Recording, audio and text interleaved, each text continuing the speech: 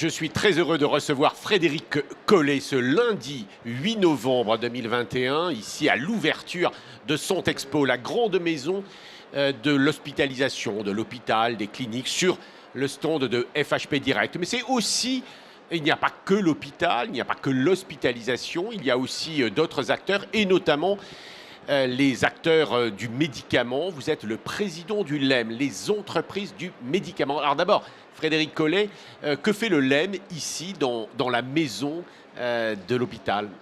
Bonjour Pascal, c'est un événement qui est important pour nous puisque d'une façon générale, nous sommes un des acteurs de cette complexe équation de la santé qui vise à assurer que les patients, en toutes circonstances, bénéficient du meilleur traitement au sens large et du traitement dont il a besoin avec l'ensemble de ces acteurs, et nous sommes un des éléments de cette chaîne.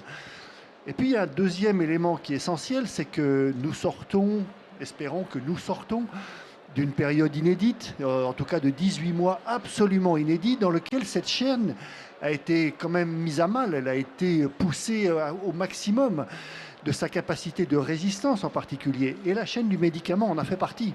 Pendant cette période-là, nous nous sommes mobilisés, nous, entreprises et entreprises du médicament, pour faire en sorte que jamais aucun traitement ne manque aux patients qui en avaient besoin, quelles que soient les circonstances.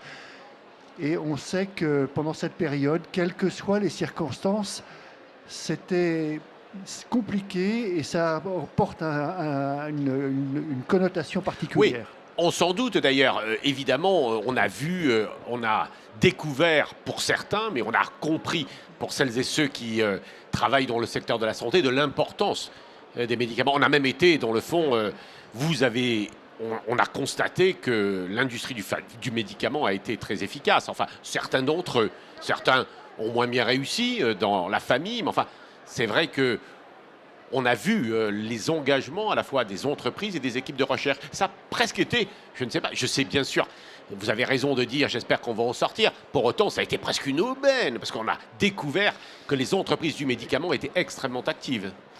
Écoutez, je pense qu'on a eu deux grands sujets pendant cette période-là. Et pour bien comprendre ces sujets-là, il faut revenir à ce qu'est notre métier. Notre métier est très simple, hein. Nous commençons par faire de la recherche.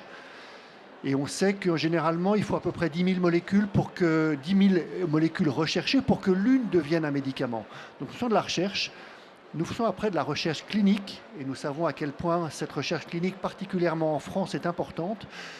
Nous faisons ensuite de la fabrication. Et la fabrication de médicaments, c'est un enjeu qui est de plus en plus stratégique. C'est quelque chose qui est de plus en plus intégré au développement même du médicament. Et puis après ça, nous faisons le fameux bon usage, l'accompagnement de ce médicament. Dans la période que nous avons traversée, nous nous sommes mobilisés pour faire en sorte que le médicament soit rendu disponible. C'est donc assurer notre métier de base, faire le job. Et puis, en parallèle, également, nous mobiliser pour trouver des solutions. Et je crois qu'il ne faut pas s'habituer au caractère exceptionnel de ce que nous avons vécu, c'est-à-dire qu'en moins d'un an, nous ayons cherché, développer cliniquement, fabriquer et commencer à vacciner la population avec des traitements qui étaient efficaces. Et je redis un chiffre que vous connaissez par cœur, mais il faut quand même se rappeler que nous avons fait en moins d'un an ce qui normalement en prend 10, y compris... Comment Frédéric Collet, on a réussi? C'est vraiment les moyens? C'était parce que dans le fond, c'était le bon moment? Parce que les recherches avaient été faites? Peut-être l'organisation de la recherche qui est un peu... Non, je pense que s'il y avait un élément, et c'est pour ça que ce forum dans lequel nous sommes aujourd'hui prend une tonalité particulière, s'il y avait un élément à retenir, ce serait que les crises fonctionnent comme des révélateurs. Elles permettent de révéler parfois des fragilités qu'on connaissait, du coup elles les accélèrent encore, mais également des forces qu'on ne soupçonnait pas. Et en ce qui nous concerne, la crise a révélé des capacités de collaboration totalement inédites. Je prends exemple. Entre Big Pharma, on a vu des grands laboratoires internationaux, souvent rivaux, s'associer pour trouver des solutions. On a vu des Big Pharma s'associer à des biotech pour trouver des solutions et les rendre disponibles. On a vu également des laboratoires s'associer avec des structures académiques pour trouver là aussi des solutions. Donc la crise a fonctionné pour faire sauter un certain nombre de barrières et faire sauter un certain nombre de frontières que nous connaissions jusque-là et permettre des collaborations inédites. Ces collaborations ne sont quand même pas nées de la crise. Les rapports entre vous et les hôpitaux, c'est ancien quand même. Ah oui, Entre bien les sûr. grandes entreprises et les biotech.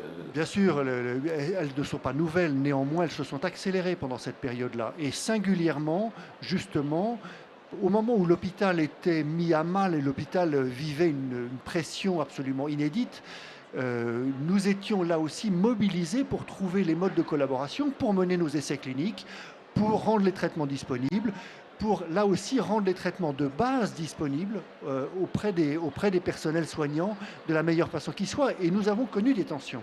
Nous avons connu, je vous donne un exemple qui est quand même extraordinaire, sur certains traitements, sur certains médicaments d'anesthésie, de réanimation, nous avons eu des demandes d'un facteur fois 1000. Donc on est capable d'anticiper des demandes qui s'accroissent. Ça, c'est la production. Mais fois 1000. Et là, on oublie de dire que c'est bien souvent grâce à la mondialisation que nous avons été capables d'y répondre. Et cette mondialisation dont on reparle beaucoup et quelquefois qu'on voit avec certaines suspicions, c'est elle qui a permis quand même que nous soyons en toutes circonstances capables d'apporter ces traitements. Oui, mondialisation, échange, coopération, Absolument. on comprend bien effectivement entre spécialistes, j'allais dire. Absolument. Peut-être que le grand public comprend moins. Mais malgré tout, un constat que la recherche et peut-être la fabrication se fait insuffisamment en Europe et en France. Quel est votre sentiment? Alors là, effectivement, là aussi, la crise, elle a fonctionné, je l'ai dit, comme un accélérateur, quelquefois de fragilité ou au contraire même de force. Mais elle a révélé plus fortement encore un certain nombre de nos déficiences, un certain nombre de nos fragilités. Et je pense à deux en particulier. Le premier, vous l'avez évoqué, c'est en matière de recherche clinique. La France était le premier pays au monde en recherche clinique il y a encore une dizaine d'années. Nous sommes aujourd'hui en Europe, nous sommes aujourd'hui le 4e en Europe. Et nous avons perdu du terrain, c'est-à-dire que les essais cliniques qui étaient menés habituellement en France, il y a encore près de à peu près 20% des essais cliniques qui peuvent être menés dans d'autres pays européens qui ne sont pas menés en France. Et donc ça, c'est un vrai sujet. Pourquoi nous avons perdu ce terrain-là? Puis deuxième enjeu important, il était industriel. Et là aussi, nous étions premier pays européen en matière de fabrication de nouveaux traitements. Nous sommes aujourd'hui le 4e. Je vous donne un exemple. Sur 4 ans, il y a eu environ 400 traitements nouveaux qui ont été autorisés par les autorités de santé européennes. Moins de 40 d'entre eux ont été fabriqués en France. Plus du double en Allemagne. Frédéric Collet, on ne peut pas vous reprocher, puisque je suis en général vos conférences de presse annuelles, on ne peut pas vous reprocher de ne pas l'avoir dit. Mais vous étiez, semble-t-il, peut-être peu écouté, mais peu entendu. Est-ce que maintenant, avec cette crise, vous allez être... est-ce que la prise de conscience des pouvoirs publics va augmenter? Alors notamment, il faut qu'on parle du CSIS, parce que ce CSIS 21, qui est... Comment on le résume, le CSIS? C'est une sorte de réunion importante. Le CSIS, c'est le Conseil stratégique des industries de santé. Le Conseil stratégique des industries de santé, en fait, c'est une réunion qui existe depuis 1993, si je ne dis pas, ou 96, si je ne dis pas de bêtises, et qui réunit tous les 3 ans le gouvernement, les acteurs publics et les acteurs industriels, les entreprises du médicament, pour travailler sur le secteur, y apporter les inflexions qui sont nécessaires pour accroître ici la compétitivité, ici l'attractivité de ce secteur. Alors qu'est-ce qu'il a dit? Il paraît que ce CSIS 21 a été important. Alors le Qu'est-ce CSIS, qu'on en retient? ce CSIS d'abord, il ne s'appelle plus le CSIS, c'est-à-dire que le président de la République, ce qui a vraiment marqué ce CSIS, c'est l'engagement du président de la République. Jusqu'à maintenant, il était souvent porté par le Premier ministre. Le précédent avait été porté par Édouard Philippe. Celui-ci a été porté par le président de la République lui-même.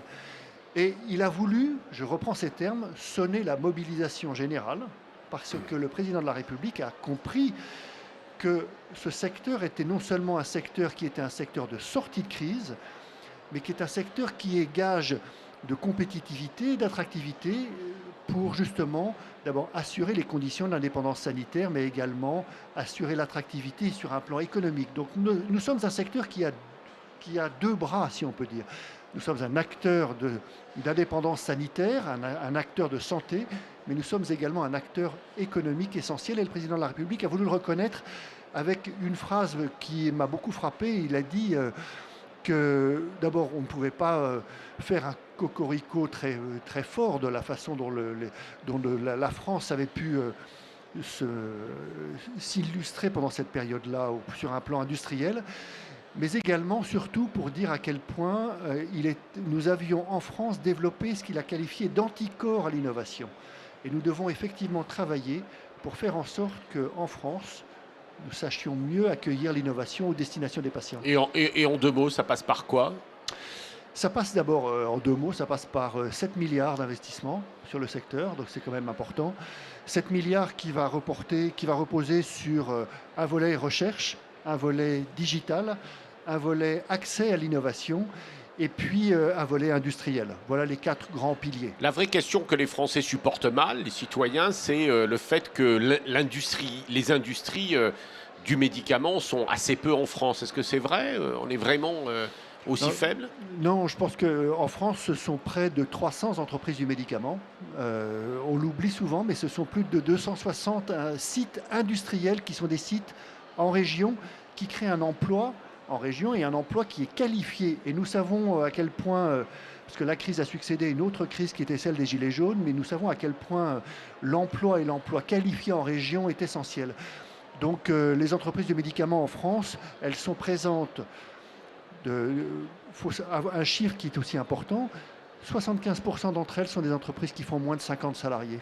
On pense souvent que entreprises du médicament, ce sont les big pharma, mais ce sont beaucoup de petites entreprises également qui sont présentes sur les secteurs les plus traditionnels du médicament, mais également les biotech. Voilà. Et puis on dit aussi, enfin en tout cas c'est une sorte de sentiment comme ça diffus, que la vraie recherche scientifique, la plus brillante, elle ne se fait pas chez nous, plus chez nous. Est-ce que c'est vrai ou pas vraiment? Non, je crois qu'au contraire, on a montré qu'en France, nous avons un savoir-faire en matière de recherche qui est essentiel. Ce dont nous souffrons, c'est peut-être des silos qui peuvent exister entre notamment la recherche publique et la recherche privée, Voilà, alors entre les différents acteurs. Voilà. Et ça, effectivement, ça a été porté très fortement dans le cadre de Success, justement pour favoriser ces collaborations et accélérer encore ces ponts entre les acteurs publics et les acteurs privés qui travaillent trop souvent encore en silo. D'où vos relations ici Absolument. avec les établissements, les Avec médecins, évidemment, les les acteurs pharmaciens, de santé, les pharmaciens, notamment les pharmaciens hospitaliers. l'ensemble des acteurs de la chaîne. Et c'est essentiel pour une raison qui est importante, qui est que la nature des traitements que nous développons aujourd'hui, la caractéristique même de ces traitements bouleverse non seulement le parcours de soins du patient, mais également bien souvent le parcours du médicament. Et le rôle des pharmaciens que vous évoquez, le rôle des médecins bien sûr, le rôle des centres, des hôpitaux, des cliniques, prend là un caractère tout à fait nouveau pour accompagner la disponibilité et le bon usage de tous ces traitements innovants. Avec peut-être trop de réserves des uns et des autres, c'est-à-dire peut-être de vous vis-à-vis des hôpitaux, mais surtout des Français vis-à-vis de l'industrie pharmaceutique, après les crises que l'on a connues dans les années 2010. Vous avez raison, mais en même temps, c'est un héritage, mais j'espère et j'ai des bonnes raisons de penser que justement, il y a une inflexion et que la crise a été l'occasion d'illustrer à quel point ce secteur était capable de se mobiliser de façon exceptionnelle. Et si je regarde les dernières enquêtes qui ont été faites, alors il n'y a aucun satisfecit de notre part, mais en revanche, néanmoins, un encouragement à prolonger car nous avons noté une inflexion assez significative de la perception de notre secteur. Avec peut-être une nécessité, ce sera ma dernière question, peut-être une demande spécifique de vous investir dans des maladies difficiles, un peu rares, pas uniquement... Absolument, et d'ailleurs c'est intéressant parce que le fameux CSIS... Pas uniquement les blockbusters. Le CSIS que nous avons évoqué établit 3 priorités, le digital, mais également la recherche en matière de maladies infectieuses. Et puis le troisième point est le caractère industriel. Mais en matière sur les maladies infectieuses, pour mobiliser les efforts autour des biotech, pour faire en sorte que cette ère thérapeutique soit vraiment au cœur des préoccupations et de la mobilisation de l'ensemble des acteurs de santé. Oui, alors évidemment, à la fois contre les maladies virales, mais Bien aussi sûr, évidemment avec le grand problème de l'antibiothérapie. absolument, absolument. Eh bien, merci Frédéric Collet Merci d'être Pascal. venu nous rendre visite sur le plateau de FHP Direct. Et je vous souhaite un très bon congrès. Merci beaucoup, bonne Merci. journée.